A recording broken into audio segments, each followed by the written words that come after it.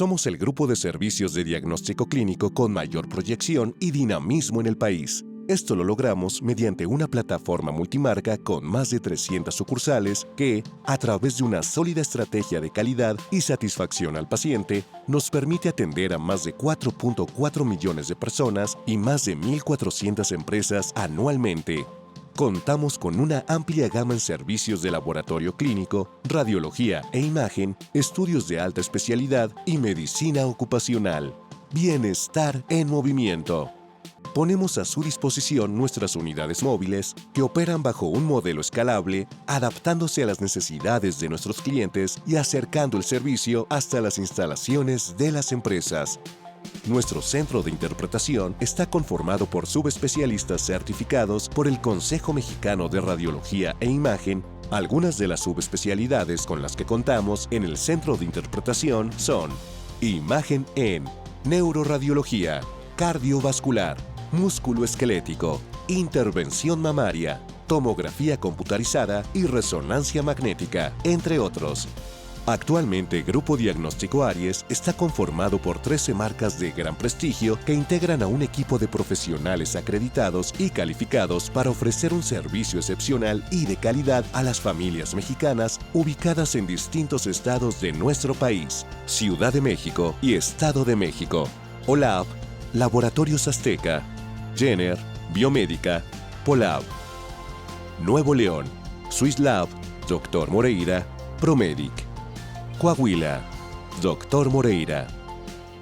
Chihuahua, Liaxa Laboratorios.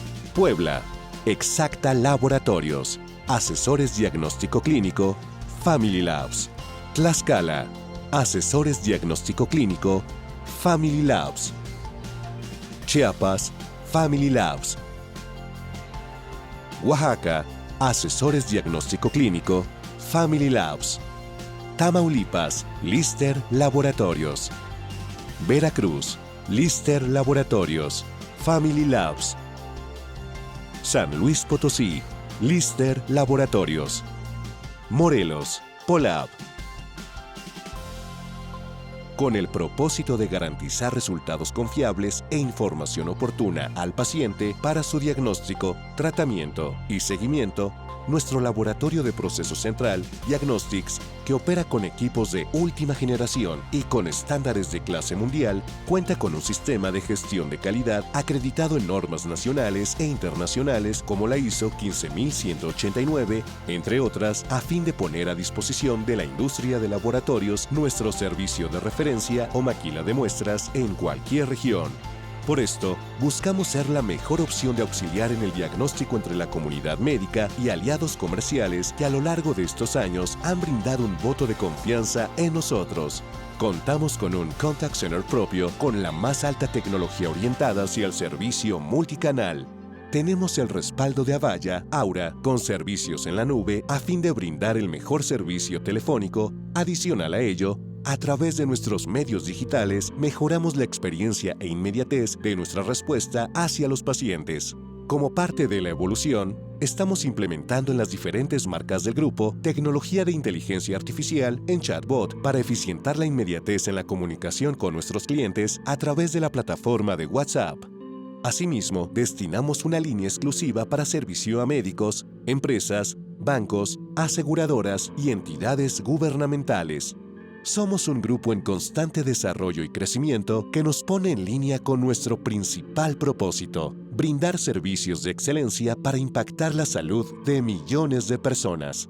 Nuestra infraestructura, talento, experiencia y empuje nos respalda para brindar siempre servicios de excelencia con altos estándares de calidad, sobre todo con un enfoque humano y cálido. Gracias por confiar en nosotros. Buenas tardes, Grupo Diagnóstico Aries les da la bienvenida a su sesión del día de hoy con el tema tabaquismo, EPOC y cáncer de pulmón, a cargo de la doctora Marisol Arroyo Hernández, neumóloga clínica del Instituto Nacional de Cancerología. La doctora Marisol Arroyo Hernández es especialista en neumología clínica egresada del Instituto Nacional de Enfermedades Respiratorias. especialista en tratamiento de cesación de tabaco por la Clínica Mayo, neumóloga en la Clínica de Oncología Torácica del Instituto Nacional de Cancerología, coordinadora del primer programa en México de detección oportuna de cáncer de pulmón, coordinadora de la sección de oncología de la Sociedad Mexicana de Neumología y Cirugía de Tórax. Es profesora de la asignatura de neumología y adjunto en el programa de estudiantes de propedéutica de la Universidad Nacional Autónoma de México. Precandidato en el Sistema Nacional de Investigadores. Tiene especialidades en publicaciones en revistas de alto impacto, nacionales e internacionales, y ponente en distintos congresos nacionales e internacionales. Bienvenida, doctora. Muchas gracias.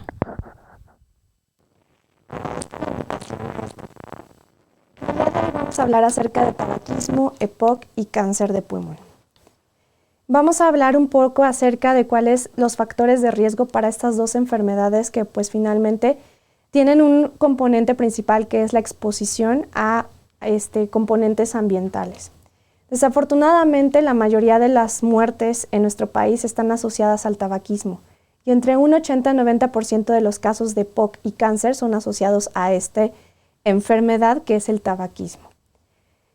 La EPOC, desafortunadamente, es una enfermedad que está infradiagnosticada y a pesar de esto ocupa el 7º lugar de mortalidad en nuestro país. Por lo tanto, es un problema de salud pública en la cual tenemos que estar batallando día a día como médicos generales o médicos especialistas. Aproximadamente el 75% de los pacientes o más permanecen sin diagnóstico, como podemos ver en esta gráfica. México desafortunadamente ocupa el número 2 en personas que están infradiagnosticadas a pesar de que existe una alta prevalencia de exposición a tabaco o a humo de la leña. Algunos factores de riesgo para desarrollar esta enfermedad son, pues ya habíamos platicado, el tabaquismo, que más o menos es un promedio de un índice tabáquico de 10 paquetes año o más. Vamos a platicar más adelante qué son los paquetes año. Exposición a humo de la leña principalmente, que en nuestro país más de 3 millones de hogares todavía utilizan este combustible orgánico para trabajar, para calentar los hogares o inclusive para cocinar. Exposición a otro tipo de polvos o contaminantes ocupacionales. Contaminación ambiental es un factor de riesgo que en las últimas guías de EPOC se ha mencionado como un factor que actúa directamente en el desarrollo de esta enfermedad. La hiperactividad bronquial, es decir, los pacientes que tienen antecedente en la infancia de asma o bronquitis crónica, tienen una prevalencia más alta de desarrollar, una frecuencia más alta de desarrollar esta enfermedad en años posteriores. Existen factores genéticos que es el déficit de una enzima que es la alfa-1 antitripsina, que también predispone a esta enfermedad. La historia familiar de tabaquismo, de presentación de EPOC en la familia también hace que sea un factor de riesgo alto. Infecciones también han estado asociadas y el estado socioeconómico principalmente porque estas personas utilizan estos combustibles orgánicos para calentarse o para sus labores cotidianas.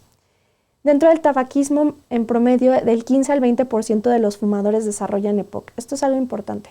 No todos los que fuman desarrollan EPOC, pero la mayoría de los pacientes que tienen EPOC sí fueron fumadores.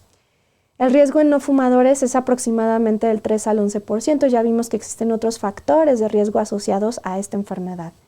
Y posiblemente los factores genéticos modifican el riesgo de cada persona. La función pulmonar se ve afectada año con año. En promedio, una persona que no fuma, que es una persona, digamos, no tiene ninguna exposición, pierde a partir de los 30 años una función pulmonar de 30 mililitros por año. ¿Eso qué quiere decir? Que los pulmones empiezan a envejecer a partir de los 30 años. Una persona fumadora pierde el doble de función pulmonar año con año, hasta 60 mililitros por año. Hablemos acerca del índice tabáquico. El índice tabáquico nos ayuda a catalogar o a identificar si una persona tiene factores de riesgo para presentar esta enfermedad. Vamos a calcular el índice tabáquico como el número de cigarrillos que una persona fumó por el número de años que fue fumador entre 20. 20, ¿por qué? Porque es el número de cigarros que contiene una cajetilla.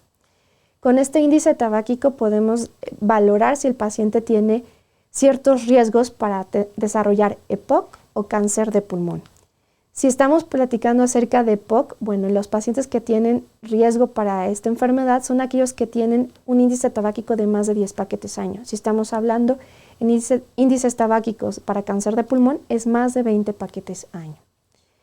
¿Qué es lo que pasa en la EPOC? La EPOC existe una inflamación crónica que ocasiona el humo directamente el humo genera un daño tisular, hay hipersecreción de moco, liberación de neutrófilos, de macrófagos, de otras moléculas que participan en un estrés oxidativo.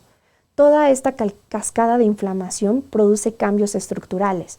Existe destrucción de las paredes de los alvéolos, disminución de la distensibilidad y de la elasticidad que tienen los pulmones, ocasionan fibrosis y empiezan los pacientes a atrapar aire. Esto se ve impactado en la función pulmonar. La función pulmonar empieza a reducir, como habíamos visto, más de lo que puede reducir en un paciente que nunca fumó o que nunca tuvo una exposición a humos. Algunas personas pierden, se altera la oxigenación dentro de los pulmones, ya que pierden esta pared en la cual los alvéolos intercambian el oxígeno que respiramos hacia la sangre y de regreso el dióxido de carbono. Entonces existen datos de alteraciones por gasometría, como es la hipercapnia, como es la hipoxemia. Para hacer el diagnóstico de EPOC tenemos que tener en cuenta, número 1, factores de riesgo. Tenemos que evaluar al paciente si tuvo exposiciones, los que ya habíamos comentado previamente, si tuvo antecedente de tabaquismo, otro tipo de exposiciones ocupacionales, humos o exposiciones ambientales. A esto tenemos que agregar síntomas. Los síntomas característicos de la EPOC son disnea, tos y puede haber expectoración. Existen otros síntomas que no son tan frecuentes, pero pueden pasar en estos pacientes, como son las sibilancias o la presión torácica. Un paciente que tiene estas características se requiere realizar un estudio de función pulmonar, que es una espirometría. La espirometría nos mide la mecánica pulmonar de los pacientes, es decir, la entrada y la salida del aire, y podemos valorar si este paciente tiene alguna obstrucción que nos pueda dar este diagnóstico. Tenemos algunas definiciones, que es como la bronquitis crónica. Son personas que tienen este diagnóstico y que aparte tienen una tos de más de 3 meses de evolución por los últimos 2 años. Ahora, la EPOC no solamente viene aislada en estos pacientes, muchas veces viene combinada con otro tipo de patologías. Existen personas que tienen asma y que tienen una inflamación crónica durante toda la vida y esto va a predisponer a que desarrollen EPOC en algunas ocasiones. Entonces, hay personas que presentan estas dos patologías al mismo tiempo y es lo que llamamos ACOS. ACOS es un tipo de patología en las cuales están combinados el asma y la EPOC. Así la EPOC también puede estar combinada o se puede presentar con otras patologías, como asma obesidad, asma trastornos del sueño, asma con otro tipo de características, como enfisema o bronquitis crónica. Entonces es muy importante actualmente identificar qué otras patologías se ven agregadas a la EPOC para tratarlas de forma independiente. Existen algunos indicadores clínicos que nos ayudan a sospechar si el paciente pueda tener este tipo de diagnóstico. Factores de riesgo ya lo habíamos comentado, los síntomas característicos que son la disnea. ¿Cómo va a ser la disnea en estos pacientes? Bueno, la disnea va a ser progresiva. Cada vez, conforme pasa el tiempo, va a ir incrementando el nivel de disnea. Va a empeorar con el ejercicio y en algunos casos ya más avanzados es persistente, inclusive en reposo puede presentarse.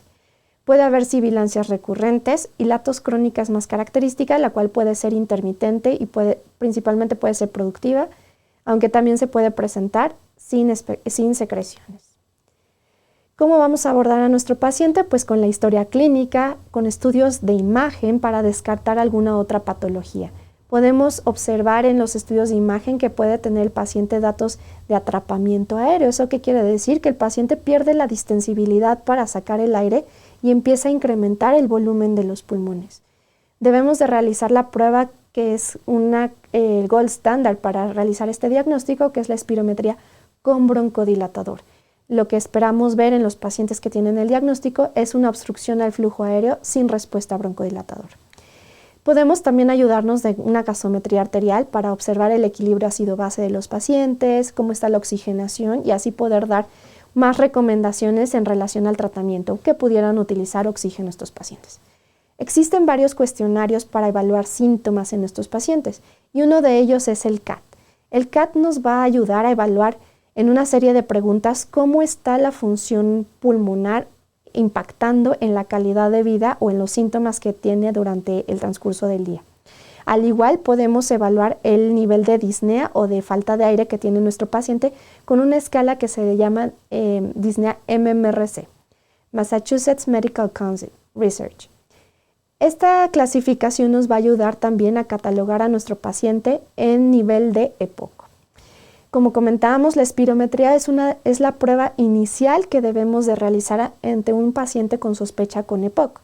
La mecánica pulmonar nos ayuda a evaluar si el paciente tiene alguna obstrucción, empieza a atrapar aire y evita que el paciente pueda respirar bien y consiguientemente haya alteraciones en el intercambio gaseoso. Como les comentaba, la función pulmonar a partir de los 30 años en promedio empieza a reducir. Sin embargo, los pacientes con EPOC reduce más rápido, inclusive reduce el doble de lo que debería de estar bajando o envejeciendo el pulmón. Dentro de la espirometría vamos a tener, se pasa muy rápido, dentro de la espirometría vamos a tener niveles de obstrucción. Los niveles de obstrucción los vamos a evaluar mediante la escala GOLD. Niveles de obstrucción vamos a tener dependiendo del BEF1. El BEF1 es el volumen expiratorio forzado en el primer segundo. Este es un valor que sacamos después de hacer una espirometría y de hacer soplar al paciente muy fuerte a través de un dispositivo.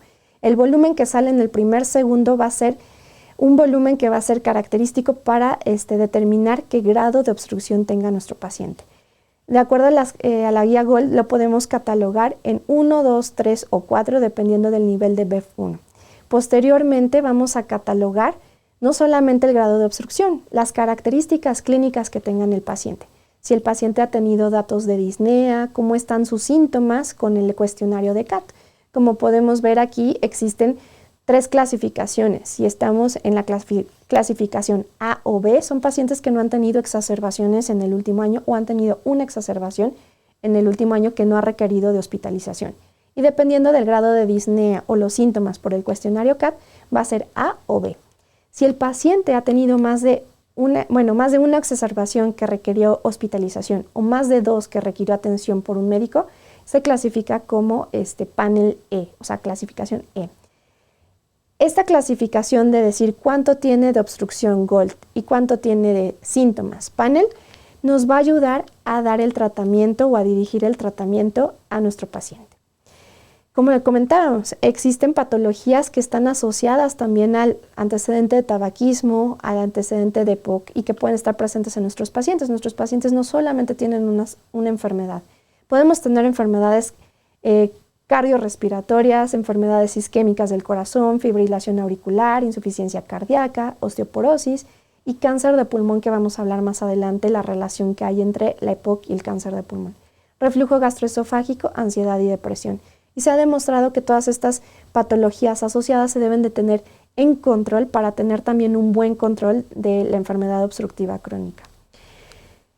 Dentro del tratamiento, las recomendaciones internacionales es que se suspenda el tabaquismo. Como mencionábamos, el tabaquismo va a hacer que se acelere la caída de la función pulmonar año con año y va a reducir la sobrevida. El tratamiento farmacológico y no farmacológico va a estar siempre desde el inicio del tratamiento. En cuanto a farmacológico y no farmacológicos, vamos a tener reducción de los síntomas con este tratamiento, nos va a disminuir la gravedad de las exacerbaciones y va a mejorar la salud y la tolerancia al ejercicio. Como mencionábamos, catalogar a nuestro paciente en varios paneles y varios grupos de GOLD nos va a ayudar a dirigir nuestra terapia. La terapia estándar para tratar a estos pacientes con EPOC son los broncodilatadores de larga acción. Sin embargo, conforme va pasando el tiempo y los pacientes empiezan a tener más síntomas o más reducción de la función pulmonar, se puede utilizar combinaciones de estos broncodilatadores de larga acción o inclusive corticoides sistémicos. Ya en una etapa más avanzada, un especialista puede valorar inclusive si el paciente pueda ser candidato a algún tratamiento oral o algún tratamiento quirúrgico para reducir volumen.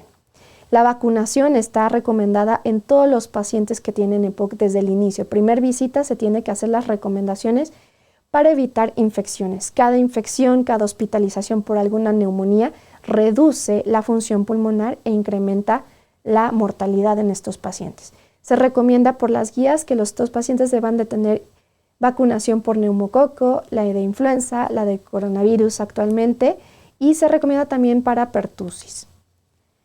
La prevención de EPOC pues realmente es algo muy importante en este escenario. Como habíamos comentado, es una patología que está infradiagnosticada y frecuentemente mal diagnosticada.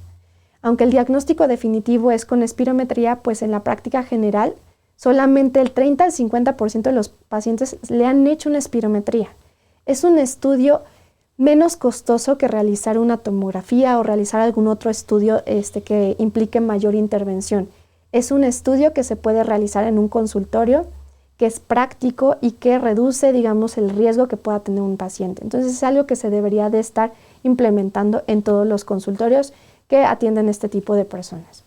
Los individuos con alto riesgo de cáncer de pulmón también deben de ser candidatos a tamizaje con una espirometría, porque vamos a ver que el cáncer de pulmón y la EPOC tienen en conjunto este factor de riesgo que es el tabaquismo. Con frecuencia, en promedio, del 40 al 70% de los pacientes con cáncer de pulmón también tienen EPOC, y la incidencia anual de cáncer de pulmón derivado del EPOC se ha notificado en 0.8 al 1.2%. Y la proporción de muertes por cáncer de pulmón en pacientes con EPOC pues es alta, es entre 4 y un 33%. El cáncer de pulmón y la EPOC en promedio se aparecen entre los 60 y los 70 años de edad. Hablemos un poquito acerca ahora del cáncer de pulmón. Desafortunadamente, el cáncer de pulmón es la neoplasia número 1 en mortalidad en nuestro país. ¿Eso qué significa?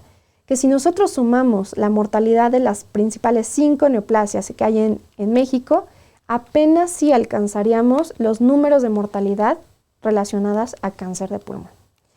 El tabaquismo, como habíamos comentado, es el factor de riesgo número 1, no solamente para cáncer de pulmón, sino para los 14 tipos de cáncer más frecuentes que existen. Como vemos en esta imagen, pues son tipos de cáncer que van desde la cabeza hasta la punta, digamos, de los pies, ¿no? El tabaquismo desafortunadamente reduce el promedio de vida de más o menos de 10 a 11 años de vida en reducción. Y vemos que, bueno, también el cáncer de pulmón no solamente está asociado al tabaco, sino cierto porcentaje de pacientes que tienen cáncer de pulmón pues nunca fumaron. En Latinoamérica son principalmente mujeres y sabemos que mucha relación está con la exposición al humo de la leña. Aproximadamente del 10 al 15% de las personas que tienen cáncer nunca fumaron. Este es un estudio que se realizó, que se publicó en la revista de Salud Pública, donde vemos la frecuencia de pacientes de cáncer de pulmón en aquellos que fumaron y que no fumaron. Aquí vemos que hasta un 45% de los pacientes con cáncer son no fumadores y fumadores son 55%. Entonces estamos más o menos en un 50-50, o sea, la mitad de los pacientes fumaron y la otra mitad de los pacientes no fumaron en México. ¿Cuáles son otros factores de riesgo no asociados al tabaco que son importantes para desarrollar cáncer de pulmón? Puede ser infecciones como la tuberculosis, infecciones como el VPH, otros tipos de exposición a asbesto que incrementa el riesgo de presentar cáncer de pulmón hasta 5 veces más a alguien que no está expuesto, arsénicos, radiaciones, antecedente de la historia familiar de cáncer en personas de primera línea. ¿Eso qué significa? Recientemente se han hecho varios estudios acerca de cáncer de pulmón en no fumadores. Y hay una característica que ha salido siempre positivo, es que las personas que tienen familiares de primera línea con esta enfermedad tienen un riesgo más alto de desarrollar cáncer de pulmón. Como habíamos comentado, la exposición a combustión de la leña o exposición a humo de la leña es un factor de riesgo muy importante. Exposición a radón que se encuentra en la tierra, en varias zonas, inclusive de la Ciudad de México, hay una alta exposición a radón. Y enfermedades que ocasionan inflamación crónica, como el asma y la sarcoidosis. Esto incrementa hasta 5 veces más la probabilidad de presentar esta enfermedad. Recientemente, pues hemos sabido que no solamente la exposición a tabaco de forma directa ocasiona cáncer de pulmón, sino también la exposición indirecta al humo del cigarro ocasiona esta enfermedad. Sabemos que existe el tabaquismo de segunda mano, que es aquel que inhala la persona no fumadora, el cual es emitida del cigarro o del humo exhalado por el fumador. Tabaquismo de tercera mano, que son las partículas que se quedan sobre las superficies y que independientemente de que estemos directamente con el fumador, nosotros entramos a un lugar donde hubo alguien que fumó, nosotros podemos inhalar esas partículas que hay sobre la superficie y que contienen carcinógenos. Actualmente con los nuevos dispositivos de administración de nicotina o los CEAN, pues tenemos nuevas modalidades de administración de estos tipos de carcinógenos. A pesar de que estos dispositivos no generan combustión, generan calentamiento de las pilas. Contienen sustancias que desconocemos muchas ocasiones de dónde vienen, la procedencia. Son sustancias que tienen etiquetados en otro idioma, pero que cuando se ha analizado las sustancias sabemos que en promedio son 60 carcinógenos los cuales contienen estos dispositivos. Y aparte de que el calentamiento de la pila va a liberar otro tipo de carcinógenos que vamos a inhalar. El calentamiento inflama la vía, el inhalar aire caliente o vapor caliente inflama la vía aérea y también genera remodelamiento tisular y factores de riesgo. Desafortunadamente, estos dispositivos están más a la venta en nuestro país, están más accesibles a personas muy jóvenes. Actualmente en México se ha hecho una estadística que en promedio el 10% de los niños de los adolescentes que van a la secundaria ya probó este tipo de dispositivos. Y lo que se ha demostrado es que estos dispositivos predisponen a que posteriormente se inicie con el tabaquismo convencional, con el cigarrillo. Entonces es una epidemia que tenemos que empezar a combatir y que ya se están haciendo varias medidas, ya se han hecho algunas reformas, algunas leyes para disminuir el consumo de estos dispositivos. ¿Qué pasa con el tabaquismo en los pacientes que tienen cáncer? Es muy común que el paciente con cáncer diga, ya tengo cáncer, pues voy a seguir fumando, total, pues ya la enfermedad ya está. Bueno, pues dejar de fumar también es importante en estos pacientes. ¿Por qué? Porque el tabaquismo interacciona con los tratamientos. Desafortunadamente, un paciente que se diagnostica con cáncer, si nosotros hacemos un cuestionario, hasta el 50% de los pacientes que empiezan con este diagnóstico todavía siguen fumando. El 22 al 23%, aunque lo dejan, recaen. Y el 83% continúa a la larga fumando. Desafortunadamente, como les mencionaba, el tabaquismo va a tener una interacción con los medicamentos. Los pacientes tienen menor sobrevida. Puede haber otro tipo de cáncer a la par del cáncer de pulmón, que lo vemos muy frecuentemente en el Instituto Nacional de Cancerología. Los pacientes con tabaquismo no solamente tienen cáncer de pulmón, tienen cáncer de laringe al mismo tiempo u otro tipo de neoplasia asociada al tabaquismo. Inclusive, pueden generar inflamación pulmonar, que es un tipo de toxicidad por los medicamentos que se llama neumonitis. Desafortunadamente, el cáncer de pulmón se diagnostica en etapas tardías y esto hace que la sobrevida de estos pacientes sea muy baja. Pocos pacientes solamente se diagnostican en etapas tempranas y como podemos ver en estas columnas, si se diagnosticaran en etapas tempranas, hasta el 92% de ellos podrían sobrevivir a 5 años. Existen muchos factores que hacen que estos pacientes lleguen de forma tardía a recibir atención y a que un médico sospeche de esta enfermedad. Y puede ser retraso en la atención, eso que quiere decir que el médico desconozca que el paciente tiene factores de riesgo, que necesita un estudio para ver si desarrolla esta enfermedad. Desconocimiento del paciente, que el paciente no sabe o piensa que a él no le va a pasar. Porque su familia hubo un fumador que nunca tuvo cáncer y falleció de otra cosa. Entonces, toda esta educación que hay que brindar al paciente es muy importante para que detecte factores de riesgo a tiempo. Existen otros factores que están fuera de nuestro alcance como médicos, que son factores relacionados al sistema de salud. Retraso en realizar estudios, que no contamos con los estudios adecuados, que la referencia a otros especialistas o otros niveles de atención es un poco más tardada. En el Instituto Nacional de Cancerología realizamos un estudio acerca de cuánto tarda un paciente en que se sospechó que hubiera cáncer de pulmón hasta que llegó con el especialista a realizarse un diagnóstico e inició un tratamiento. La mediana de días es de 33 días, pero esto puede incrementarse hasta más de 62 días. Con esto, ¿qué podemos hacer en los pacientes que tienen factores de riesgo? Existen los programas de tamizaje. La definición es clara de un programa de tamizaje. Es un proceso que nos va a ayudar a detectar enfermedades en personas que tienen riesgo, pero que no tienen síntomas o sospecha, con el fin de dar tratamiento de forma temprana y oportuna.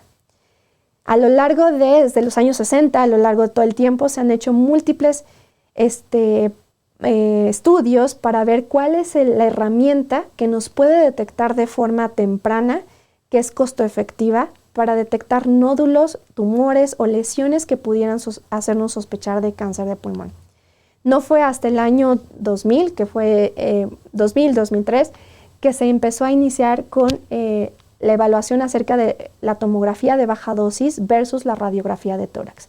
Y en el año 2021, México inició con el primer programa de detección oportuna en cáncer de pulmón, en el cual nosotros intentamos ver qué características tiene nuestra población.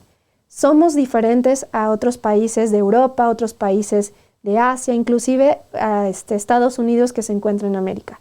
Nosotros tenemos otros factores de riesgo. Como les comentaba, la exposición a humo de la leña es muy frecuente en nuestro país, pareciera que no, pero es muy frecuente, y esto es un factor de riesgo muy importante para desarrollar esta enfermedad. Actualmente se están haciendo colaboraciones con Latinoamérica para desarrollar las características que tienen estas personas en riesgo para desarrollar cáncer de pulmón. ¿En qué consiste este programa, o estos programas de tamizaje en cáncer de pulmón? En realizar un estudio que es la tomografía computarizada de baja dosis. Esta nos va a ayudar a diagnosticar o a identificar nódulos pulmonares, los cuales puedan ser malignos. ¿Eso qué quiere decir? Que puedan ser cáncer. ¿Cuál es la diferencia de una tomografía convencional a una de baja dosis? Bueno, es que emite menos radiación que una convencional. Una convencional emite 7 milisieverts de radiación. Una de baja dosis emite menos, de 1 a 2 o menos de esa radiación, esos milisieverts. ¿Qué es lo que vamos a identificar? Lesiones que los llamamos nódulos. Los nódulos vamos a identificar las características, los bordes, el tamaño, el número, el volumen. Y con esto vamos a identificar si son sospechosos de malignidad y requiere el paciente de realizar algún otro estudio ya diagnóstico. Estos estudios de tamizaje de cáncer de pulmón en otros países han demostrado que la utilidad es muy alta. Realizar un estudio de imagen ha demostrado que se reduce la mortalidad por cáncer de pulmón de un 20 hasta un 39%. Cuando se ha comparado con la tomografía de baja dosis con la tomografía de baja dosis ha sido un estudio más sensible para diagnosticar una lesión que una radiografía. Eso es algo muy importante. Las conclusiones de los estudios han hecho que se mencione que se requieren 130 estudios para prevenir una muerte por cáncer de pulmón. Ustedes pensarán, son muchos estudios para realizar, muchas tomografías para realizar y prevenir una muerte. Si lo comparamos con otro tipo de neoplasia como cáncer de mama, en cáncer de mama se necesitan 1.900 mastografías para prevenir una muerte por cáncer de mama. Entonces realmente es un estudio y es un programa que es costo efectivo. Actualmente las guías internacionales han demostrado o han definido al paciente que tiene riesgo y al cual se le tiene que hacer una tomografía de baja dosis. ¿Quiénes son? Son adultos entre 50 y 80 años que tengan un índice tabáquico de 20 paquetes año o más y que hayan suspendido el tabaquismo en los últimos 15 años. Recordar que el índice tabáquico, habíamos visto el número de cigarros fumados por día por el número de años fumados entre 20. Esto se tiene que realizar año con año en los pacientes que cumplan esta característica. ¿Hasta cuándo debemos de llegar con estas tomografías? Bueno, hasta que el paciente tenga alguna otra patología que, digamos, limite su esperanza de vida o que vaya a dar el pronóstico de la enfermedad, o que el paciente no acepte, en caso de diagnosticar o detectar alguna lesión, no acepte abordaje o que no vaya a aceptar un tratamiento. También necesita tener un buen estado de salud para, en caso de que se necesite realizar un diagnóstico o iniciar un tratamiento, el paciente vaya a tolerar todas estas intervenciones. Bueno, desafortunadamente todo esto va relacionado al tabaco. ¿Y qué pasa en los programas para detectar cáncer de pulmón? Se debe de tener un tratamiento para dejar de fumar. Todo programa de prevención, todo programa de tamizaje debe de tener un programa de prevención. Desafortunadamente sabemos que el 98.4% de los fumadores en México conocen que fumar causa enfermedades y necesitamos que estos pacientes que ya saben que pueden tener una enfermedad dejen de fumar. Solamente el 16.5% han abandonado después de recibir un tratamiento. El consejo para dejar de fumar solo tarda 3 minutos. Ustedes como médicos necesitamos que nos apoyen para dar este consejo para dejar de fumar. Este consejo nos tiene que impactar en la relevancia personal de los beneficios para dejar de fumar, los riesgos específicos que implica que siga fumando el paciente, qué recompensas puede tener u obtener la persona cuando deja de fumar, no solamente en la salud, que eso es algo conocido, sino en cosas personales, económicas, la autoestima, la relación con sus familiares más cercanos. Y tenemos que brindar soluciones para afrontar problemas. Tenemos que hacer mención a la persona que si existe una recaída, es una recaída, no es un fracaso. ¿Y qué puede tener, digamos, qué otros síntomas puede tener durante el tratamiento para dejar de fumar? Estas personas que siguen fumando requieren un tratamiento especializado para dejar de fumar. Y si no somos las personas capacitadas, debemos de hacer la referencia al lugar más apropiado para brindar este apoyo. Existen otras estrategias que nos pueden ayudar a dar un consejo breve al paciente. Y aquí menciono una que es la estrategia de las 5 A's. Nosotros averiguamos si el paciente fuma, cuánto fuma, si es cigarrillo electrónico, si es cigarrillo convencional. Aconsejamos acerca de su uso, de reducir el número de cigarros que consume al día. Ayudamos, ofrecemos tratamientos. Si no lo tenemos disponible, hacemos la referencia oportuna. Acordamos una cita, ponemos un día en el cual vamos a empezar a dar el tratamiento o un día en el cual va a ir a un especialista para iniciar el tratamiento. Y acompañamos en todo el proceso, que el paciente no se sienta solo porque esta es una enfermedad crónica. Hablando más acerca de cáncer de pulmón, otro factor muy importante que hace que se retrase el diagnóstico es que las personas desafortunadamente no presentan síntomas al inicio. Presentan síntomas cuando ya se encuentran en etapas avanzadas. El cáncer de pulmón es silente al inicio de la enfermedad. Estos síntomas que los pacientes llegan a presentar es o por el tumor primario que es grande, porque hay extensión torácica o inclusive porque hay extensión a otras partes del cuerpo y esto le condiciona síntomas. Por lo tanto, para el abordaje del cáncer de pulmón debemos de hacer diferentes estudios clínicos aparte de la exploración física y la historia clínica. Existen diferentes estudios de imagen que nos pueden apoyar a hacer el diagnóstico, ya no el tamizaje, sino el diagnóstico. Puede ser la radiografía, la tomografía de tórax, la resonancia magnética, el ultrasonido o el PET-CT. Todos estos estudios ayudan a hacer el escrutinio de los individuos con riesgo alto, a valorar la extensión de la enfermedad, a monitorizar y vigilar cómo va el tratamiento de los pacientes y a describir el curso de la enfermedad. La radiografía de tórax es el estudio más fácil de tener acceso, pero desafortunadamente es poco útil para diagnosticar enfermedad temprana. Para enfermedad temprana es más útil la tomografía de tórax simple o contrastada. La tomografía de tórax podemos caracterizar no solamente la lesión que exista, sino los bordes, qué características tiene, si la lesión está cavitada, si existe derrame pleural. Como pueden ver en las imágenes, existen muchos tipos de morfología para el cáncer de pulmón. No solamente es una lesión o un tumor característico, inclusive se puede confundir con infecciones como la tuberculosis, que es lo más común en nuestro país. Desafortunadamente, pues la tomografía de baja dosis, la tomografía convencional, no todos los centros de primer nivel tienen acceso a esta y hay que referir al paciente. Por eso es algo muy importante, hacer la referencia temprana y oportuna. Existen otros estudios de imagen ya más especializados, que es el estudio PET-CT. El estudio PET-CT utiliza un radiofármaco, que es el 18-fluorodesoxiglucosa. Este estudio nos ayuda a buscar metástasis mediastinales, enfermedad a distancia, y nos puede ayudar a caracterizar si alguna lesión es sospechosa de cáncer y podemos hacer la diferencia si es alguna otra enfermedad, como alguna enfermedad infecciosa. La resonancia magnética es un estudio muy valioso para detectar si existen metástasis en sistema nervioso central, y esto es algo muy común en los pacientes que tienen cáncer de pulmón, que haga metástasis a sistema nervioso central, a hueso, a hígado y a suprarrenales. La biopsia es el gold estándar para hacer el diagnóstico de cáncer de pulmón.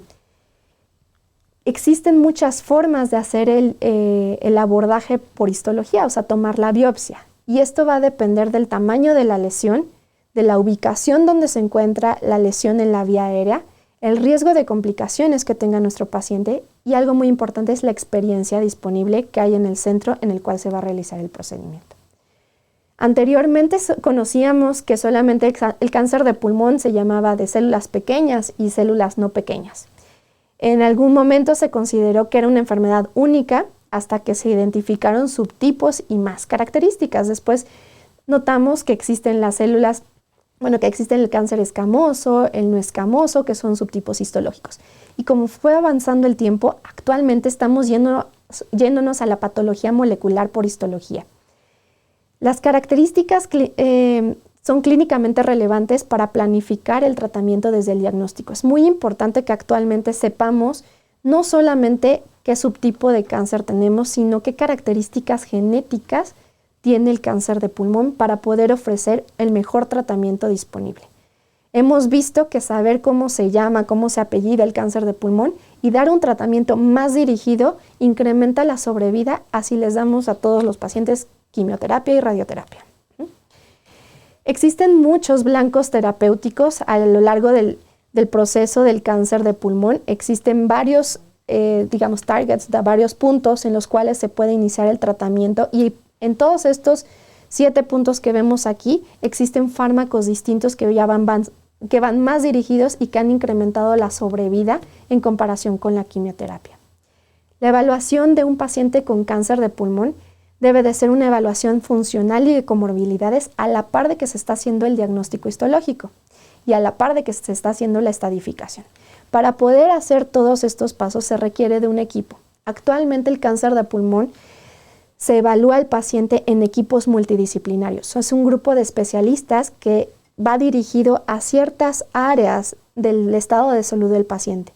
Está conformado por el oncólogo, el neumólogo, el radiólogo, el rehabilitador pulmonar, los genetistas, y con todas estas especialidades podemos abordar de mejor forma al paciente, dar un tratamiento oportuno e incrementar la sobrevida de estos pacientes. El enfoque multidisciplinario y el tratamiento de los pacientes con cáncer de pulmón contribuye a mejorar el resultado, ¿vale? Entonces, existen objetivos de este modelo de equipo multidisciplinario. Mejoramos la continuidad, la coordinación, la rentabilidad de la atención, mejoramos la comunicación entre los profesionales sanitarios, mejoramos estos resultados clínicos que pueda tener el paciente, incrementamos el reclutamiento de los pacientes en estudios de investigación, hay mayor satisfacción, un bienestar psicológico de los pacientes, y pues esto apoya el entorno colegiado del grupo, y aumenta la producción de investigación en nuestro país, que es algo también muy importante. Los pacientes con cáncer de pulmón, al igual que los pacientes de EPOC, tienen muchas comorbilidades asociadas o alrededor de esta enfermedad. Por lo tanto, es muy importante que no solamente este equipo multidisciplinario se centre hacia el cáncer, se tiene que tener también cubierta y en control otro tipo de especialidades u otro tipo de patologías. Habíamos comentado que la enfermedad pulmonar obstructiva crónica va asociada al cáncer de pulmón por este factor de riesgo. E inclusive la enfermedad pulmonar obstructiva crónica es un factor de riesgo por la inflamación crónica que tiene para desarrollar cáncer de pulmón. Existen varios retos que hay en nuestro país para dar tratamiento a estos pacientes. La falta de inversión en investigación, barreras de disponibilidad de medicamentos, de acceso a los tratamientos, accesos a los estudios de diagnóstico, limitantes en los servicios de salud, suministro de medicamentos y que pues el paciente tal vez no tenga el poder adquisitivo para estos nuevos medicamentos. Por eso, detectar de forma temprana a los pacientes impacta en la sobrevida, impacta en los costos en la atención. En ese sentido, en México tenemos el primer programa de detección oportuna de cáncer de pulmón que se llama Detecto, está en el Instituto Nacional de Cancerología. Nosotros estamos estamos invitando a la población en general a acudir si tiene factores de riesgo. Los invitamos a ustedes si tienen a sus pacientes con factores de riesgo a que vayan al Instituto Nacional de Cancerología, es de forma gratuita, a que se hagan una valoración para identificar cáncer de pulmón, hacer el estudio pertinente para detectarlo de forma temprana, saliera positivo, hacer el abordaje diagnóstico. Estamos invitando a la población entre 50 y 75 años que tengan tabaquismo activo o hayan sido exfumadores en los últimos 15 años. Si fueron fumadores que hayan tenido lo equivalente a 20 cajetillas año, 20 paquetes año, o que tengan exposición a humo de la leña. Es importante. Esto es diferente a otros estudios que se han hecho alrededor del mundo. Nosotros estamos involucrando la exposición a humo de la leña. En promedio más de 100 horas año. ¿Cómo calculamos este índice? Número de horas que la persona tiene de exposición al día por el número de años. Si es más de 100 horas año, es un paciente que puede tener factores de riesgo para cáncer de pulmón o que tenga diagnóstico de enfermedad obstructiva crónica. Importante es que un programa de tamizaje no es un programa diagnóstico, entonces los pacientes no tienen que tener síntomas sospechosos de esta enfermedad. Nosotros hemos hecho también mucha educación al público en general, hemos aprovechado estos foros donde nos han invitado para hacer promoción con los médicos, con otros especialistas, para detectar y referir de forma oportuna, porque eso salva vidas. Les dejo aquí el contacto de la clínica Detecto del Instituto Nacional de Cancerología. Nos pueden buscar en redes sociales, también tenemos un correo electrónico, un teléfono en donde los pacientes se pueden comunicar, les hacemos la valoración, inclusive si no están muy seguros del índice tabáquico o el índice de exposición a humo de la leña, nosotros los atendemos vía telefónica, hacemos el abordaje y el paciente que cumpla características le damos una cita para su detección. Y con esto me despido. Agradezco mucho el tiempo que se tomaron para escuchar esta cápsula y estos son mis datos por si existe alguna pregunta. Muchas gracias. Gracias, doctora. En verdad qué interesante la presentación que nos hizo. Tenemos aquí algunas preguntas en donde nos preguntan, bueno, ¿qué opina del bupropión o anfebutamona como tratamiento para pacientes con dependencia a nicotina, cocaína, metanfetaminas? Ok. El bupropión, la historia del bupropión es un medicamento que anteriormente se utilizaba para modular, el estado de ánimo de los pacientes, principalmente en depresión. Posteriormente vieron que estos pacientes, aparte de que se nivelaba su estado de ánimo, dejaban de fumar. Este medicamento es muy útil para tratamiento de antitabaco. Actualmente las guías mencionan que el tratamiento debe de ser combinado, no solamente bupropión. El bupropión es un medicamento que nos ayuda a inhibir o bloquear el receptor donde va y se pega la nicotina. Pero a la par tenemos que tener un tratamiento sustitutivo de nicotina. ¿Para qué? Para evitar la abstinencia de la nicotina en el cuerpo del paciente. Y a la par, como tercera línea de tratamiento, necesitamos que haya terapia cognitivo-conductual.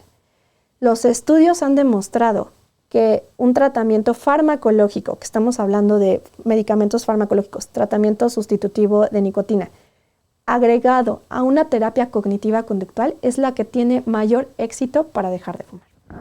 Gracias. También aquí, me parece que es una extensión de la pregunta y dice, si tratar una adicción mejoraría la tasa de incidencia del EPOC y cáncer pulmonar. Si tratar el tabaquismo va a reducir la incidencia de EPOC y cáncer de pulmón, sí. Desafortunadamente, pues todavía el tabaquismo es el factor de riesgo número 1. Y algo muy importante es el factor de riesgo modificable, prevenible y tratable. Entonces es algo muy importante que los pacientes dejen de fumar para que reduzcan el riesgo de presentar EPOC o cáncer de pulmón en un futuro. Gracias. Preguntan también cuál es el efecto del cigarro electrónico y el efecto del puro o pipa con tabaco en EPOC. Ok. Algo importante es que esto de los cigarrillos electrónicos o estos dispositivos de administración de nicotina son relativamente nuevos. En promedio se requieren que pasen 30 años de que una persona empezó a fumar para que empiece a ver el daño pulmonar relacionado a al tabaco. En estos dispositivos aún no pasa ese tiempo para que podamos ver el daño crónico que va a haber en los pulmones. Sin embargo, hemos visto daño agudo. Hemos visto inflamación pulmonar de forma aguda, secundaria al uso de vapeadores. Y esto se documentó por primera vez antes de la pandemia, inclusive como hace 4 años. Entonces, sabemos que daña. Sabemos que estos dispositivos contienen carcinógenos y no vamos a esperar a que pase alguna enfermedad oncológica para, dar un comunicado de prevención.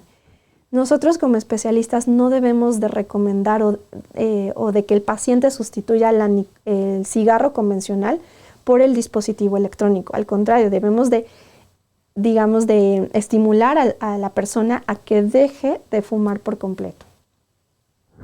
Gracias. Preguntan también si hay alguna correlación hasta el momento de COVID y cáncer de pulmón. Ok. Existen varios estudios que se empezaron a realizar de la pandemia para acá. ¿Por qué? Porque COVID inflama y es una inflamación aguda o grave. En el cual se intentó ver cuál era la vía de inflamación y si esto tenía relación con el desarrollo de cáncer de pulmón. Actualmente existen diferentes reportes o estudios que han intentado evaluar, pero todavía no hay algo que nos pueda mencionar o que nos diga la causalidad entre el COVID y el cáncer de pulmón. Gracias. El estudio Gold Standard para detección temprana de EPOC y cáncer de pulmón. Para detectar EPOC, el estudio Gold Standard es la prueba de función pulmonar que se llama espirometría. El estudio para detectar cáncer de pulmón, o más bien diagnosticar cáncer de pulmón, es la biopsia. Es el tejido o el análisis histopatológico. Gracias. Ya tipificado el cáncer pulmonar y con metástasis a cerebro, ¿qué porcentaje de éxito tiene el tratamiento? Ok, dependiendo del tipo histológico que sea el cáncer, van a ser las distintas modalidades de tratamiento. Y con ello, las nuevas modalidades de tratamiento impactan en la sobrevida. Entonces, una persona que está en etapa clínica 4, que es una persona que tiene metástasis a otro sitio del cuerpo, es una persona que tiene una reducción en la sobrevida. Sin embargo, con estas nuevas modalidades de tratamiento han incrementado la sobrevida en comparación con hace 10 años atrás, en los cuales solamente teníamos disponible la quimioterapia y la radioterapia. Gracias. Preguntan también en cuanto al uso de humidificadores, vaporizadores, inciensos, ¿qué opinión tiene en cuanto al daño a largo plazo? Ok, la realidad es que no deberíamos de respirar otra cosa que no fuera aire. Utilizar estos vapeadores, humidificadores, lo que generan es inflamación de la vía aérea. Hemos visto varios reportes, varios casos en los cuales las personas con exposición directa pueden generar broncoespasmo por irritación de la vía aérea, que se cierre la vía aérea, no pase el aire y generen dificultad respiratoria, inflamación de los pulmones que se llama neumonitis química, por la inhalación de sustancias que no deben de estar en la vía aérea y que el cuerpo genera una reacción a este tipo de inhalantes. Gracias. Preguntan también, ¿dónde se hacen las tomografías computarizadas de baja dosis? Las tomografías computarizadas de baja dosis en sí es un tipo de tomografía que se puede realizar en todos los centros que tengan tomógrafo. Actualmente, como protocolos de investigación, nosotros tenemos en el Instituto Nacional de Cancerología el programa o el proyecto. Pero si uno de ustedes o algún especialista, algún médico requiere de un estudio, puede indicarla como tomografía de baja dosis al laboratorio y es solamente una codificación del aparato y se puede realizar el estudio. Gracias. Preguntan también, ¿cuáles son las características de un nódulo pulmonar maligno en una tomografía? Okay. Existen diferentes características que nos puedan hacer sospechar. El cáncer, como les había puesto unas imágenes, puede tomar diferentes características. Puede ser micronódulos, el nódulo puede estar cavitado, puede ser espiculado y demás. Algunas características que hacen sospechar cáncer son que los bordes del nódulo estén espiculados, estrellados. Ese es uno. Que sea en lóbulos superiores, que esté localizado en la parte superior de los pulmones. Y bueno, que sea un nódulo pulmonar que mida más de 5 milímetros, es un nódulo que ya empieza a tener características malignas. Gracias. ¿Considera que el vapeador tiene el mismo porcentaje de carcinógenos que el cigarro? Diferente tipo de carcinógenos.